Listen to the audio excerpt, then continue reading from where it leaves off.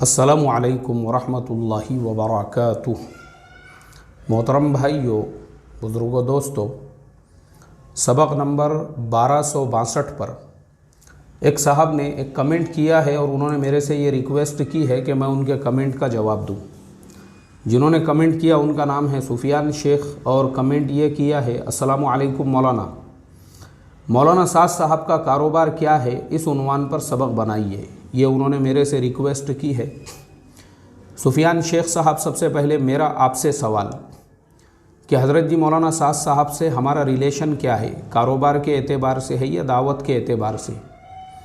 जब हमारा उनका ताल्लुक़ दावत के काम के एतबार से है तो हमने ये देखना चाहिए कि दावत के काम के एतबार से वो हम लोगों को क्या तरगीब दे रहे हैं, क्या तलक़ीन कर रहे हैं, या किस तरीक़े की हमारी रहबरी रहनुमाई कर रहे हैं, ये हमारी ज़िम्मेदारी है।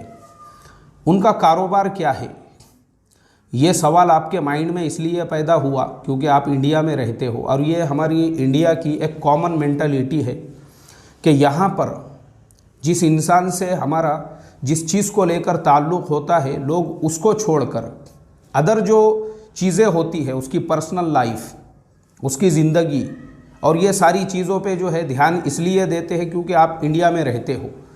यानी जो मेंढक की सोच होती है ना, जो कुएं का मेंढक होता है, उसकी सोच बहुत महदूद होती है और वो जो नेसेसरी चीज़ें हैं उसको छोड़कर अननेसेसरी चीज़ों पर जो फोकस होता है वो उसी मेंटालिटी से आता है। ये आपका कसूर नहीं है, ये आपकी इंडियन मेंटालिटी का कसूर है। और मैं आपको मिसालें देकर बताता हूँ कि इंडिया की जो मेंटालिटी है उसमें और बाकी दुनिया की जो मेंटालिटी है उसमें ज़मीन आसमान का फ़र्क है। अभी जैसे मिसाल के तौर पर शेख अब्दुर्रहमान अस्सुदैस हरम शरीफ के इमाम हैं, लेकिन उसके साथ में बहुत बड़े ताजिर है। अजीज़िया के अंदर उनका ख़ुद का एक बहुत बड़ा मॉल है, बड़ी बड़ी दुकानें हैं। उसके बावजूद न कभी वहाँ के किसी अखबार में इस ताल्लुक़ से कोई ख़बर आती है, ना कभी कोई अरब इसके ताल्लुक़ से कोई मैसेज बनाता है, ना वहाँ की गवर्नमेंट को इससे कुछ लेना देना है, क्योंकि उनका रिलेशन सिर्फ नमाज की हद तक है कि अब्दुर्रहमान अस्सुदैस जो नमाज़ पढ़ा रहे हैं उस नमाज में अगर कुछ गलती हो गई तो उनको कैसे लुक़मा दिया जाए, अगर वो नमाज के अंदर कुछ उनसे खामी हो रही है तो उसके बारे में उनकी रहबरी रहनुमाई की जाए, क्योंकि ये अरबों का मिजाज होता है। अरब जो है ना इतने प्रैक्टिकल होते हैं, दुनिया में शायद ही अरबों से ज़्यादा कोई जो है straight and forward and practical हो।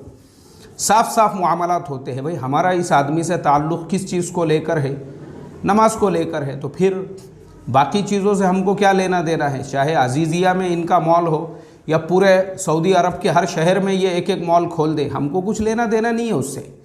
ये अरबों का मिजाज होता है। और हमारा इंडियन मिजाज कैसे होता है कि एक मस्जिद में एक आदमी इमामत कर रहा है, उसने नया शूज़ ले लिया अगर शोरूम से, तो उसके ऊपर भी एक चर्चा का मौजू बन जाता है कि भाई बाटा का शोरूम लेकर आए, ये बाटा का शूज़ लेकर आए इमाम साहब ने।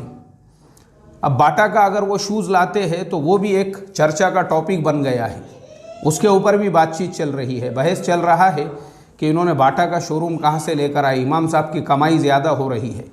वही इमाम साहब अगर सेकेंड हैंड गाड़ी ख़रीदते हैं, जबकि अब्दुर्रहमान अस्सुदैस वो मर्सिडीज़ में और लिम्यूनीज़ में, ऐसी जो बड़ी बड़ी गाड़ियाँ होती है ऑडी वगैरह, उसमें आते जाते हैं, बॉडीगार्ड्स है, उनका खुद का ड्राइवर है, किसी को कुछ लेना देना नहीं है वो किस गाड़ी में आ जा रहे हैं। लेकिन इंडिया का अगर इमाम सेकेंड हैंड मोटरसाइकिल ख़रीदता है तो मुसल्लियों की एक टीम ऐसी होती है जिनके लिए वो चर्चा का मौजू बन जाता है।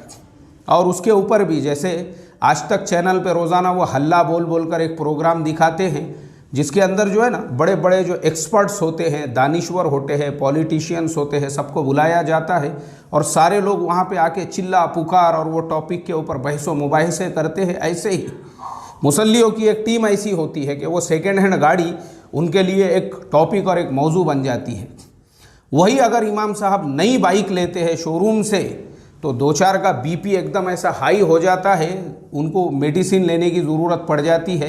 और मान लो अगर इमाम साहब कार ख़रीद ले इंडिया के अंदर तो पता नहीं कितनों को हार्ट अटैक आ जाए और इमाम साहब की ही कार में उनको घुसेड़ के हॉस्पिटल में इलाज के लिए ले जाने की ज़रूरत पड़ जाए, क्योंकि इंडिया की मेंटालिटी है ये। यहाँ की मेंटालिटी आपको जिस चीज़ का हमारा ताल्लुक़ है वो छोड़कर फालतू चीज़ों पर।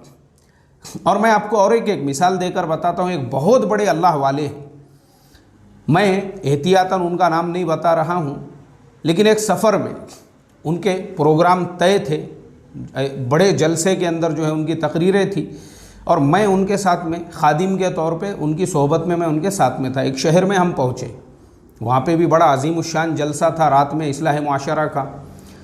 अब उस शहर में हम लोग दिन के वक्त में पहुँचे तो उन अल्लाह वालों ने वहाँ पे जो मेज़बान थे, हमारा गवर्नमेंट गेस्ट हाउस में रुकने का इंतज़ाम था, वहाँ पे उन्होंने जो है वहाँ के मेज़बानों से कहा, बोले भाई इस शहर के अंदर एक बहुत बड़े आलिम दीन अल्लाह वाले जो रहते हैं, मैं चाहता हूँ कि उनके घर पे जाकर उनसे ज़ियारत करूँ, बजाय इसके कि उनको इत्तला दी जाए कि मैं यहाँ पे आया हुआ हूँ। इससे बेहतर ये है, क्योंकि बुज़ुर्गों से और अल्लाह वालों से जो अदब है, एहतराम है, वो यही है कि हम उनसे जाकर मिले। तो मेज़बानों ने तहक़ीक़ात की तो पता चला वो घर पर ही हैं। तो मैं और वो जो अल्लाह वाले थे, हम लोग जो है चले वहाँ पर, क्योंकि मैं तो खादिम था उनका, तो कुछ उनका सामान वगैरह 24 घंटे मुझे साथ में लेकर चलना पड़ता था। पहुँचे हम लोग वहाँ पर उन अल्लाह वालों की ज़ियारत के लिए। अब जब उनके घर पर पहुँचे तो पहुँचने के बाद बड़े खुश हुए, बड़ी बशाशत के साथ में मिले, हम लोग बैठे वहाँ पर। अब बैठने के बाद में जो है वो जो अल्लाह वाले थे, बातचीत हुई, और बातचीत वगैरह के दरमियान में फिर उन्होंने कहा कि मैं ज़रा अंदर से जो है चाय नाश्ता वगैरह लेकर आता हूँ। उनके पास भी कोई आदमी था नहीं, वो बेचारे ख़ुद ही उठे और किचन में तशरीफ़ ले गए। अब वहाँ पे हम दोनों बैठे हुए हैं, मैं हूँ, वो बुज़ुर्ग है, और उनके अलावा एक साहब जो है और बैठे हुए हैं, माशाल्लाह लंबा चौड़ा जुब्बा वगैरह उनका, और तुर्रा टोपी का छतकू लग रहा है। वज़ाक़ता से तो ऐसा महसूस हो रहा है कि इससे ज़्यादा शरीफ इंसान दुनिया में कोई भी नहीं रहेगा। लेकिन उसने अपनी मुंडी ऐसी आगे बढ़ाया, ऐसी यूँ मुंडी आगे बढ़ाया उन अल्लाह वालों के और मेरे दरमियान में, और उन अल्लाह वालों की आंखों में आंखें डाल के उनको बोलने लगा, हज़रत आपको पता है जनाब के 3 बीवियाँ हैं। इस तरीक़े से उसने जो है उन अल्लाह वालों को बताया। मतलब बहुत बड़ा कारनामा अंजाम दे रहा है। उन बुज़ुर्ग ने ये सुनने के बाद उसकी पीठ थपथपाना चाहिए कि वाकई में भी यार तूने तो CIA को भी पीछे छोड़ दिया, इतनी भारी इन्फॉर्मेशन और न्यूज़ मुझे जो है तूने पहुंचाया बोलकर। लेकिन वो भी अल्लाह वाले थे। उन अल्लाह वालों ने एकदम साफ लफ्ज़ों में कहा, तो बोले इसमें ऐब की क्या बात है, नुक्स की क्या बात है, इसमें कोई गलत बात है ये जो तुम ऐसे जासूसी वाले अंदाज से ऐसी मुंडी आगे करके और यूँ सूरज जो है अपनी बिगाड़ के और गर्दन ऐसी हिला हिला के जो है सुना रहे हो, इसमें ऐब की क्या बात है और क्या ज़रूरत है? ये चीज़ आपने उनके सामने बोलना चाहिए था, आप उनके पीठ पीछे बोल रहे हो। इसका मतलब ये है कि आपके दिल में चोर छुपा हुआ है। गलत क्या है इसमें? कोई गैर शरई अमल है, नाजायज़ तरीक़े से उन्होंने औरतों को अपने घर पे लाके रखा हुआ है। बीवियाँ ही हैं ना उनकी। अरे वो आदमी भी देखो ना, हट्टा कट्टा पहलवान जैसा आदमी है, 3 बीवियाँ क्या, अगर वो चौथी भी लाकर रखे तो कोई हर्ज नहीं है, वो उसका हक़ अदा कर सकता है। अल्लाह हिफाजत फरमाए मेरे मोहतरम दोस्तों। ये इंडिया की मेंटालिटी है, ये इंडिया का हाल है। इसी को दुनिया इंडिया में जो है काम समझा जाता है। जो ओरिजिनल काम है वो छोड़कर हजरत की 3 बीवियाँ हैं, ये इसको काम समझ रहा है। वो मोटरसाइकिल है, गाड़ी है, कार है। अरे तेरे को करने का क्या है? तेरा जो उनसे रिलेशन है, जितना ताल्लुक़ है, अरे भाई आप उसके ऊपर फोकस दीजिए ना। आपका उनसे रिलेशन क्या है? हज़रत जी मौलाना साद साहब का कारोबार क्या है? ख़ानदानी रईस है वो, ख़ानदानी करोड़पति है वो। उनके बाप दादा ने इसी तबलीग के लिए, जिस तबलीग के दस्तरखान पे बैठकर तुम बकरे और मुर्गे छिल रहे हो, जिस तबलीग के दस्तरखानों पे बैठ बैठ के तुम्हारी ढेरियाँ ज़मीन को टच कर रही है, जिस तबलीग के तुफ़ैल में तुम जैसों के प्लॉटिंग के धंधे फल और फूल रहे हैं, जिस तबलीग के तुफ़ैल में तुम अपने गाँव के, अपने बस्ती के, अपने मोहल्ले के अकाबिर और ज़िम्मेदार बन के बैठे हुए हो और लोग तुम्हारी बात सुन रहे हैं, जिस तबलीग के तुफ़ैल में तुमने अपनी दुनिया सवारी है, उस तबलीग की जिन्होंने बुनियाद रखी है हज़रत जी मौलाना इलियास साहब रहमतुल्लाह अलैह, जो उन्हीं मौलाना साद साहब के परदादा थे। 700 एकड़ ज़मीन उन्होंने अपनी उसके लिए कुर्बान कर दी। ये पूछे नहीं आपने कि मौलाना साद साहब के दादा परदादा ने अपनी ज़िंदगियाँ उस तबलीग के लिए लगा दिए? आपको उनके कारोबार की फ़िक्र है? आपको उनके ये बात जानने की फ़िक्र है? ख़ानदानी नवाबजादे है वो, ख़ानदानी सिद्दीकी ख़ानदान से ताल्लुक़ रखते हैं, ख़ानदानी लोग हैं वो। अल्लाह हिफाजत फरमाए। क्या बराबरी करेंगे उनकी?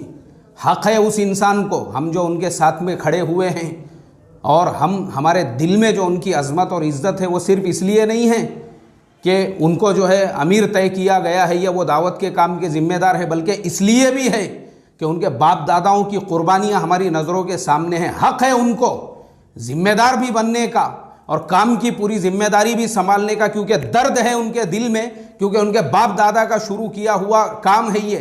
तुम्हारे जैसों को क्या दर्द रहेगा? जब तबलीग में लगे थे तो पैजामे पे 2-2, 3-3 बालिश के पेवंद रहते थे, पीएमटी की बस में बैठने की औकात नहीं थी, खाना खाने की औकात नहीं थी। आज उसी तबलीग के तुफैल में बकरे मुर्गे छील रहे हो, दस्तरखानों पे कुदिया मार रहे हो, मुल्कों के सफ़र हो रहे हैं, तुम्हारा नाम हुआ है। उसी तबलीग के तुफैल में तुम्हारी क्या औकात थी जब तबलीग में लगे थे? तो आज जो कुछ मिला है उसी की बरकत से प्लॉटिंग के, बिल्डिंग के धंधे फल फूल रहे हैं। और आज उन्हीं हज़रत जी मौलाना साहब के बारे में आपको सवाल जानना है, उनका कारोबार क्या है। पैर के धूल की बराबरी नहीं कर सकते आप उनकी जो कुर्बानियाँ हैं। ख़ानदानी लोग हैं, वो सिर्फ इतना जुमला मेरा याद रखो, और इसके बाद से ऐसे फालतू जो सवालात है ना, जो काम है वो हमारे ज़िम्मेदार है। हमारा काम इतना ही है, दावत के काम के लाइन से वो जो हमारी क्या रहबरी रहनुमाई करते हैं, हम उस पर फोकस करें। ये चिल्लर लोगों के काम है, ये जो थर्ड क्लास गिरे हुए लोग होते हैं, अनमेच्योर्ड जो लोग होते हैं, जो कुएं के मेंढक होते हैं, वो इस तरीके के सवाल करते हैं। अल्लाह हिफाजत फरमाए। अस्सलामु अलैकुम वरहमतुल्लाहि वबरकातुहू।